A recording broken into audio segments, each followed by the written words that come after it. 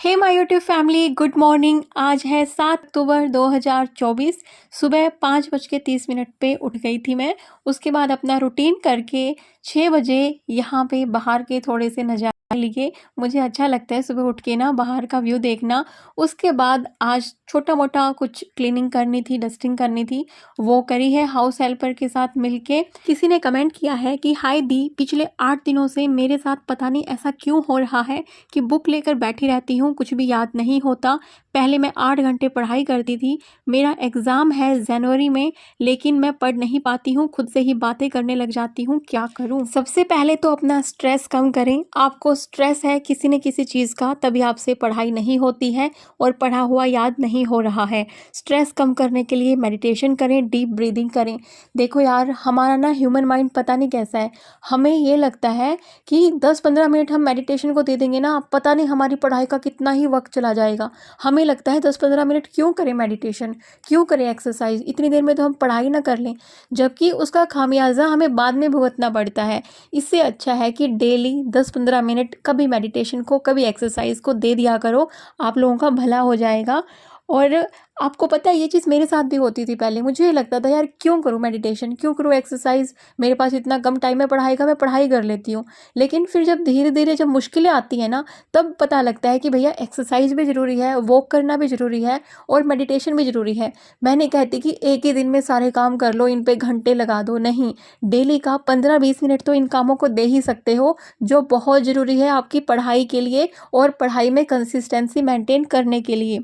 अगर किसी का पढ़ने का मन नहीं करता, एग्ज़ाम पास में है, तो या तो ग्रुप स्टडी कर सकते हो। कोई बंदा या बंदी जो भी आपके साथ पढ़ाई करना चाहता है, आजकल तो ऑनलाइन माध्यम में भी, जहाँ से आपने कोर्स परचेज किया है ऐप पे या कहीं और आप कोचिंग जाते हो, आप कुछ भी रास्ते निकाल सकते हो पढ़ने के। लेकिन अगर आपके साथ कोई पढ़ने वाला नहीं है, तो आपको चीज़ें किसी दूसरे को समझानी है। आपको ऐसा लगना चाहिए कि ठीक है, ये टॉपिक है, ये मैंने कर लिया, अभी क्यों ना मैं किसी और को समझा दूँ। चाहे कोई नहीं है आपके पास में, मेरे पास में कोई नहीं रहता, लेकिन मैं फिर भी अपने ही वॉइस रिकॉर्ड करती रहती हूँ। उससे मेरे शॉर्ट नोट भी बन जाते हैं, क्योंकि जो चीज़ मुझे अब समझ में आई, उसको मैं अभी शॉर्ट नोट या कंसाइज कर सकती हूँ। बाद में क्या पता मुझे 2 महीने बाद, 1 महीने बाद वो चीज़ याद ही ना रहे। इसलिए मैं खुद के नोट्स बनाती हूँ। फ़ोन में मैक्सिमम नोट्स बनाती हूँ, शॉर्ट नोट भी वहाँ पे बनाती हूँ। और जो मैं नोटबुक में लिखती रहती हूँ ना, वो नोटबुक में नोट्स मैं नहीं बनाती हूँ। वो मैं सिर्फ़ ऐसा करती हूँ कि मैं किसी को समझा रही हूँ, लिख-लिख के मैं देखती रहती हूँ। इससे चीज़ें याद रहती हैं। और छोटे-छोटे सेशन करिएगा जब भी पढ़ाई का मन ना करे। ये चीज़ें मैंने पहले भी बताई हैं। अगर आप गौर करेंगे तो तभी आपको ये चीज़ें याद रहेंगी कि ये चीज़ें हर व्लॉग में मैं बताती हूँ कि पढ़ाई का मन ना करे तो किस तरीके से हम 25-25 मिनट का अलार्म सेट करके पढ़ाई कर सकते हैं।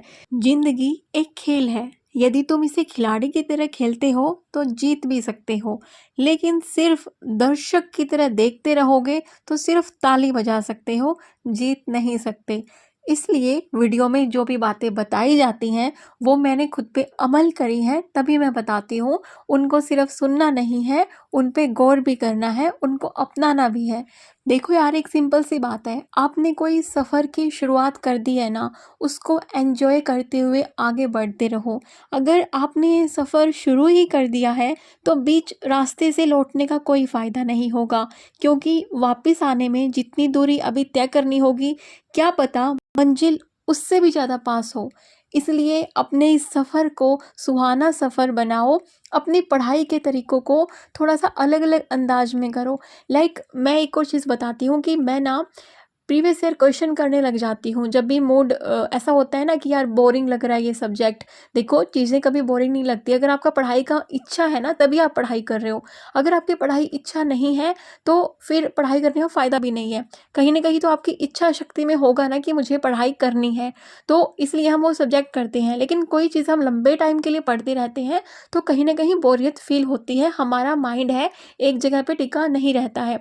तो आप चीज़ें अलग-अलग कर सकते हैं। लाइक उस टाइम पे मैं प्रीवियस ईयर क्वेश्चन देखने लग जाती हूँ, या फिर एक नैप ले लेती हूँ, या फिर कुछ फ्रूट वगैरह का ब्रेक ले लेती हूँ, ताकि फिर से माइंड एक्टिव हो जाए और फिर से पढ़ाई उसी जोश के साथ की जाए। तो ये चीज़ें आप कर सकते हैं।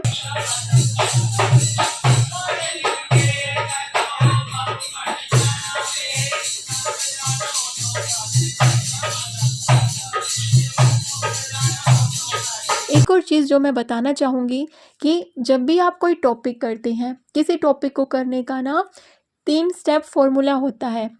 सबसे पहली चीज़, कोई भी टॉपिक आपने पढ़ा, उसको कहानी के ज़रिए आपको समझना है, आपको याद नहीं करना, आपको समझना है, लेकिन एक कहानी बना के, खुद से कोई कहानी बना के। आप मेरी पुरानी वीडियो देखेंगे ना, बिल्कुल स्टार्टिंग की, जब मैं साइंस पढ़ती थी, जनवरी का टाइम था, तो मैंने उसमें बताया भी है कि मैं कैसे एक-एक चीज़ की कहानी बनाती थी, और मैं ये अभी भी करती हूँ, और मैं ये पहले स्कूल टाइम में भी करती थी। पता नहीं मेरी हैबिट थी कि कोई चीज़ लिखी है ना, एज़ इट इज़ मुझसे नहीं रटी जाती थी, और मैं अभी भी नहीं रट सकती हूँ।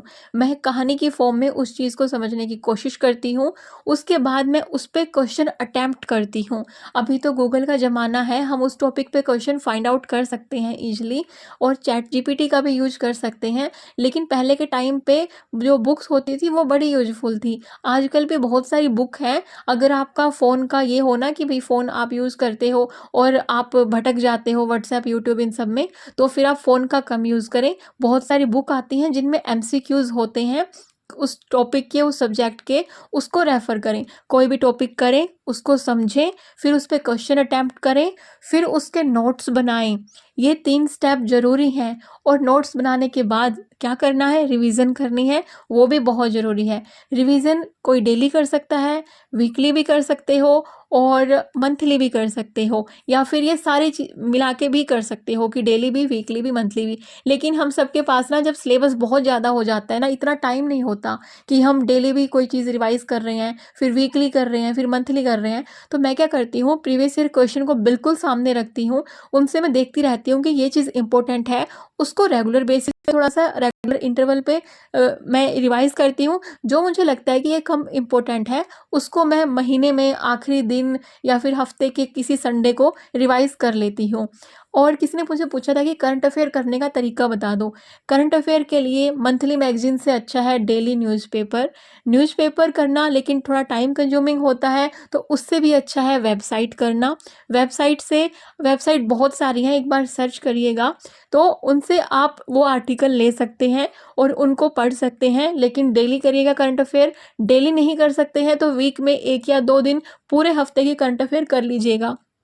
सिर्फ 1 महीने के सहारे, मंथली मैगज़ीन के सहारे मत रहिएगा, चीज़ें एकदम से आपको समझ में नहीं आएँगी। मेरे पास ना इस तरीके के बहुत सारे कमेंट आए थे कि बच्चा छोटा है, किसी का बच्चा 10 महीने का है, किसी का 2 साल का है, उनके साथ पढ़ाई करना बहुत टफ़ होता है। जी बिल्कुल, मैं इस दौर से गुज़री हूँ, मुझे पता है पढ़ाई क्या, घर के काम क्या, हर चीज़ थोड़ी-सी मुश्किल लगती है बच्चे के साथ में। लेकिन एक ही चीज़ बोलना चाहूँगी, हर परिस्थिति एक सौगात है, और हर अनुभव एक खजाना है। आपको हर तरीके के अनुभव मिलेंगे ज़िंदगी में, और कैसे टैकल करना है वो भी सीखना आ जाएगा। एक ने तो ये भी पूछा था कि बच्चे के साथ खेलने के लिए ना आस-पास कोई बच्चा नहीं है, सिर्फ़ 3-4 घर हैं जहाँ पे वो रहते हैं, और जब वो पढ़ते हैं तो बच्चा बहुत बोर होता है, बच्चे को अच्छा नहीं लगता, किसी को भी नहीं लगेगा। आप ना मोस्टली अपने टारगेट तब कंप्लीट करना जब बच्चा सो रहा हो। जब बच्चा सो रहा हो तब घर के काम थोड़ा-सा अवॉइड करना। आपने ही तो बोला ना, माँ और बेटा आप दोनों ही रहते हो, और हस्बैंड दूसरी सिटी में रहते हैं। देखो यार, हर चीज़ के फ़ायदे, हर चीज़ के नुकसान होते हैं। अगर हस्बैंड आपके पास में रहते और वो ऑफ़िस चले जाते, आपको घर के काम भी थोड़े से एक्स्ट्रा होते। अभी काम भी अपनी मर्ज़ी से आप कर सकते हैं। आप बहुत सारे काम घर के अवॉइड कर सकते हैं जो फैमिली वाले नहीं कर सकते।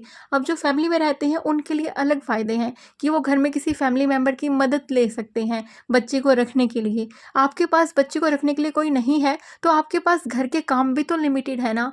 उनको जितना हो सके कम करिए, जो रिक्वायर्ड है वही काम करिए।